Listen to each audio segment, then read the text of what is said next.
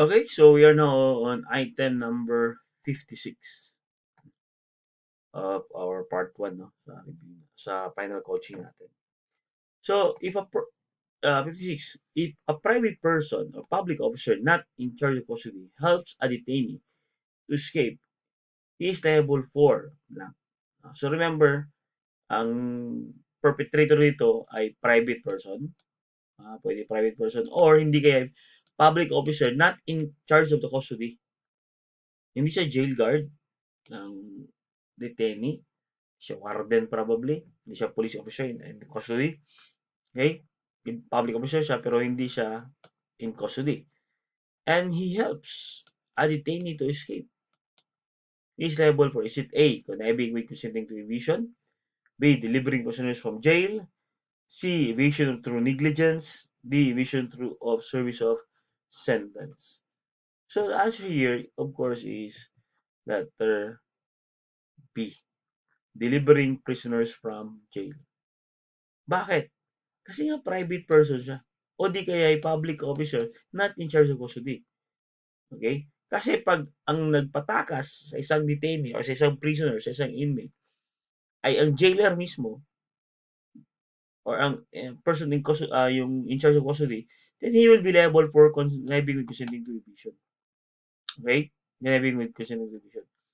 Ngayon, yung tumakas, liable ba yun yung tumakas? Actually, kung detainee pa lang siya, hindi siya liable for evasion of service of sentence. Pero kung convicted na siya by final judgment at tumakas siya, he will be liable for evasion of service of sentence. Bakit hindi liable yung detainee for evasion of service of sentence? Kasi nga wala pang sentence. Detainee pa lang siya. And that he is still presumed innocent. Okay? He is still presumed innocent. So ito, different crimes that may arise. Itong tinatawag nating infidelity in the custody of prisoner, ito rin yung tinatawag nating conniving with or consenting to evasion. Sino ang pwedeng liable dito?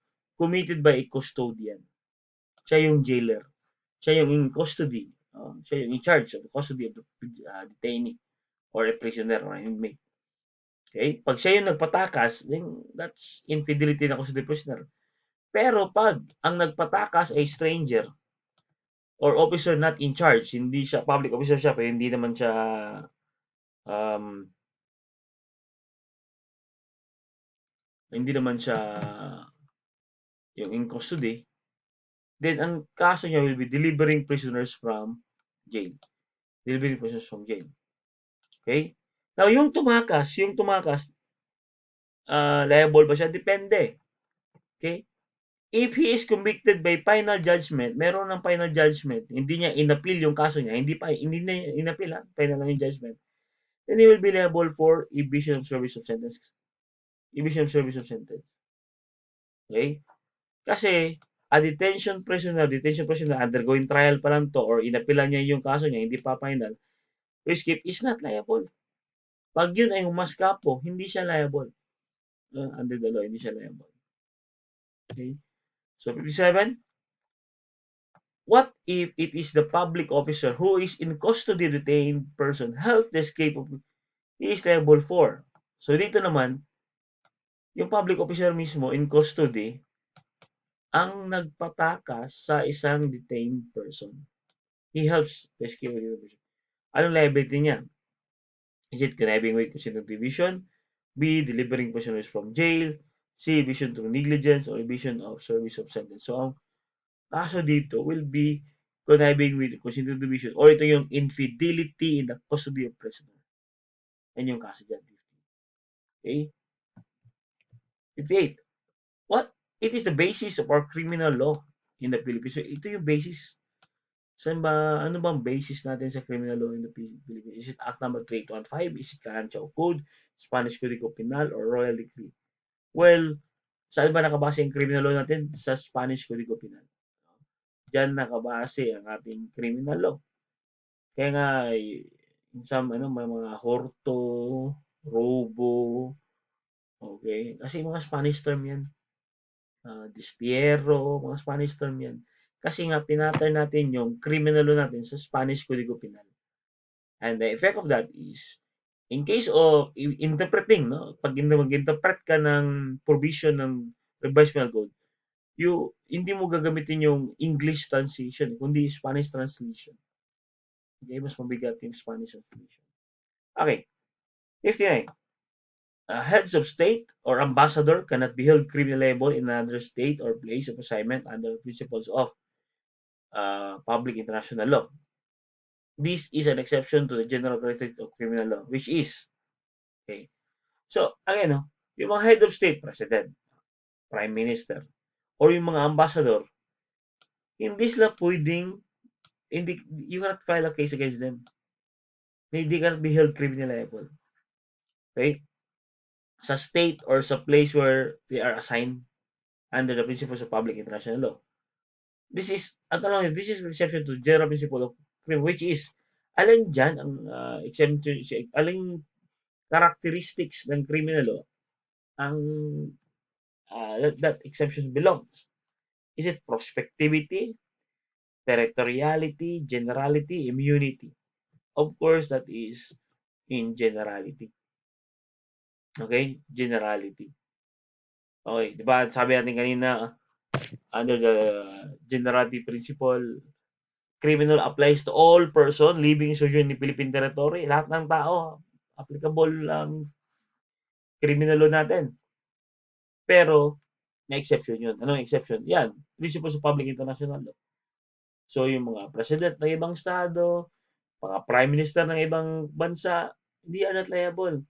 Ambassador, they are not liable. Kahit anong criminal pa, they are immune from suits. And that is exception to generality principle. 60. All but one, except one, okay, is an aggravating circumstance. So, alin dyan ang hindi aggravating circumstance? Okay, is it nocturnity? Is it charivari, alibusia, or evident premeditation? Alin dyan ang hindi aggravating circumstance? So, ang answer natin ay, of course, charivari. Nocturnity is yung night time. If you purposely commit the crime at night para hindi ka ma-identify, then that's nocturnity. Okay, nocturnity yan, night time. Okay, night time. That's aggravating yan. Alibusia naman, ito yung treachery, alibusia. Okay? Alibusia. Well, treachery is aggravating circumstance. You did not give a person a chance to defend himself. And you have the evident premeditation, yung planado, careful planning. That is also aggravating circumstance. That's also aggravating circumstance. So, charivari is not. Kasi charivari ito yung mock serenade that cause disorder. Using kumbulata.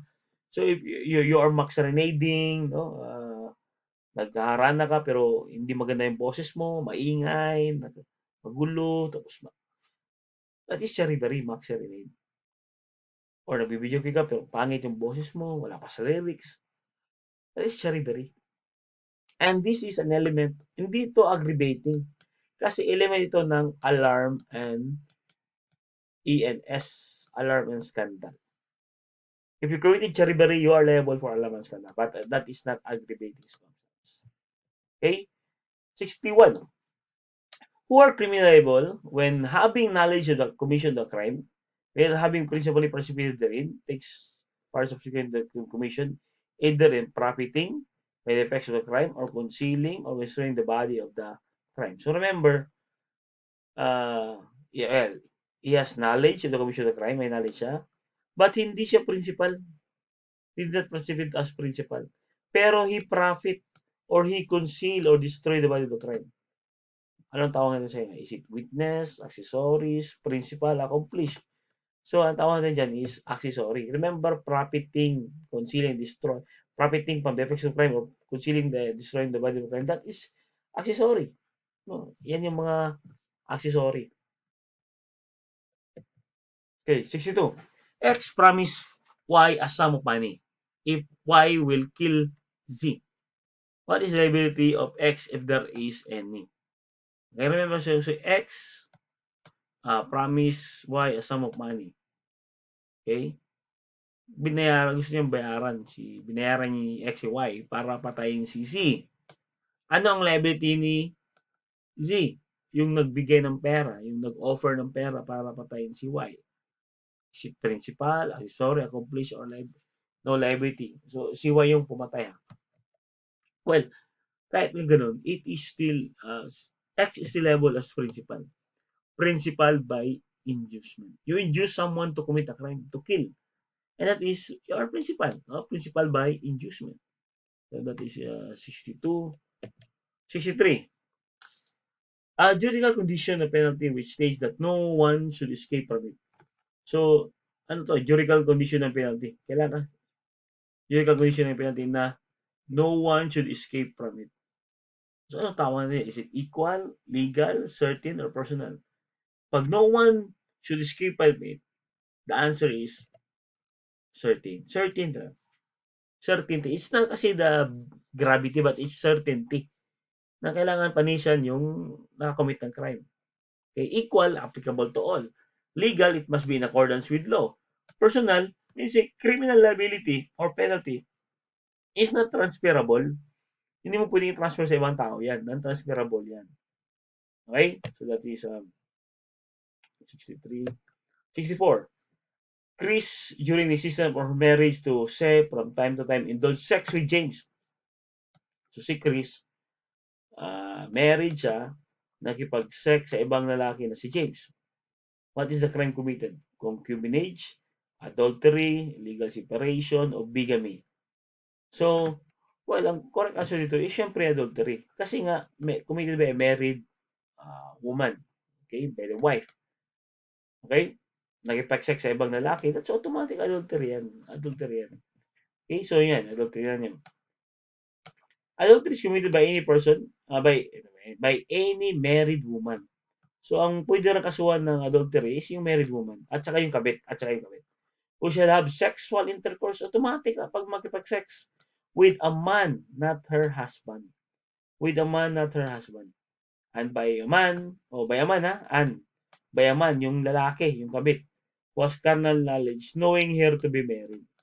Alam niyang married, nakipag-sex pa rin siya.